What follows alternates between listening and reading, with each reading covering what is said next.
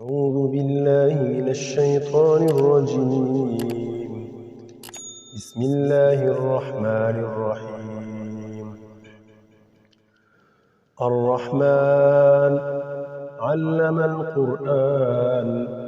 خلق الإنسان علمه البيان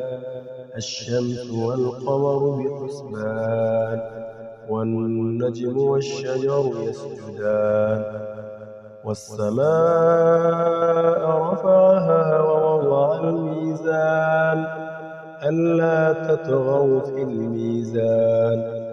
وأقيموا الوزن بالقسط ولا تخسروا الميزان والأرض وضعها للأنام فيها فاكهة والنخل ذات الأكمام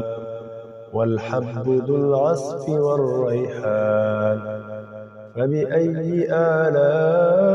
آلاء ربكما تكذبان خلق الإنسان من صلصال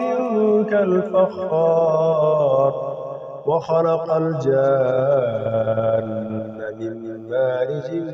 من نار فبأي آلاء ربكما تكذبان رب المشرقين ورب المغربين فبأي آلاء ربكما تكذبان مرج البحرين يلتقيان بينهما برزخ لا يبغيان فبأي آلاء ربكما تكذبان يخرج منهما اللؤلؤ والمرجان فبأي آلاء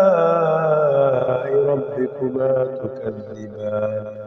وله الجوار المنشآت في البحر كالأعلام